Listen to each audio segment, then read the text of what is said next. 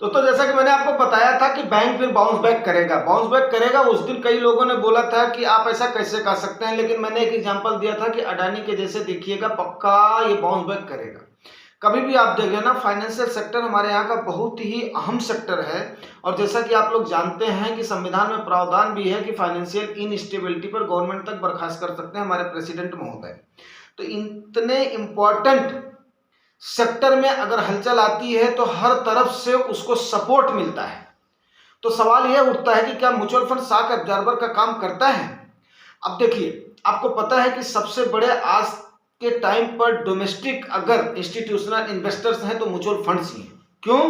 क्योंकि करीब 17 से 18 हजार करोड़ रुपया पर मंथ उनके पास एसआईपी का आता है लमसम। और इसकी बात तो छोड़ ही दीजिए।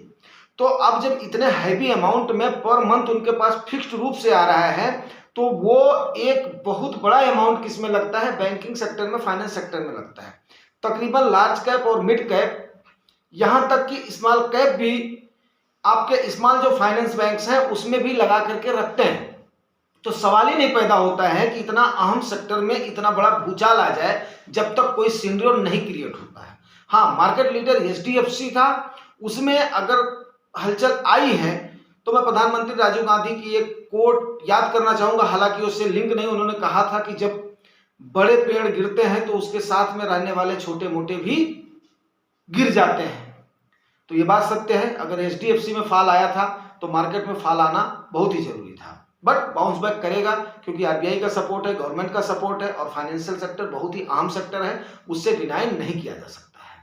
अब रही बात चिंता किस बात की होती है, जैसा कि आज आप देख रहे हैं कि फाइनेंस सेक्टर में 340-41 पॉइंट आया है। तो जिनके पास ज्यादा पैसा है, मान लिया हमने आपको कॉल इसलिए नहीं दी थी कि एनएबी में ज्यादा गिरावट नहीं है, एनएबी में ज्यादा गिरावट नहीं, तो इस समय लमसम करना बेवकूफी होगी क्योंकि हमारा एक सेक्टर में तो पैसा लगता नहीं है, डाइवर्सिफाई होकर के लगता है और एक शॉक एब्जॉर्बर का काम करता है।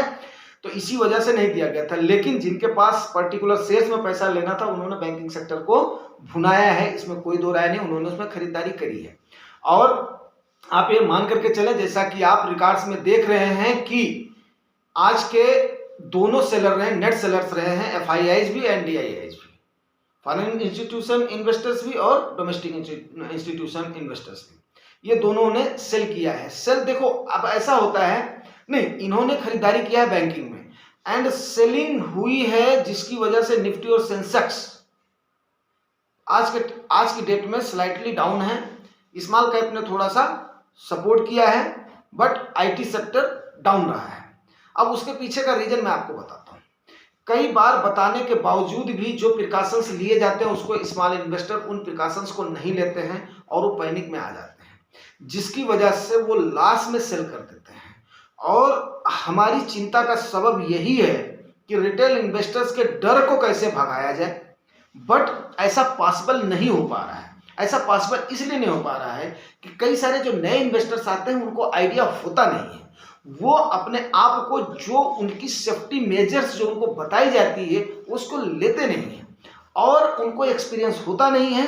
जैसे ही वो देखते हैं कि गिरावट आती है, तो जैसे जहाज में सबसे पहले कौन भागता है? जब जहाज डूबता है तो चूहे भागते हैं, तो वो चूहे के जैसे भागने लगते हैं। प्लीज रिटेल इन्वेस्टर्स बुरा नहीं मानिएगा, और वो औने पौने दामों पर बेच देते हैं, जिसका फायदा कौन उठाता है? जो बड़े बड़े मगरमच्छ हैं, जो बड़ी बड़ी मछलियां हैं, वो इनके हटते ही अपनी पोजीशन बना लेते हैं और फिर वो इनको क्या करना पड़ता है? अपने पहले के दाम को औने पौने में बेच करके जब दोबारा इनके पास, बोलते हैं देसी भाषा में ना, जब रोया जमता है तब ये फिर आने की कोशिश करते हैं। और ऐसा 2-3 बार होने से ये टूट जाते हैं, ये दोबारा फिर मार्केट में नहीं आते हैं। तो दोस्तों, कभी भी आप देखिएगा, जितने आपको प्रिकॉशंस मेजर्स बताए जाते हैं वो आपने लेना है, तभी आपने इन्वेस्टमेंट के लिए मूड बनाना है, अपना मन बनाना है। अगर आप ऐसा नहीं कर सकते हैं तो मार्केट आपके लिए नहीं बनी हुई है।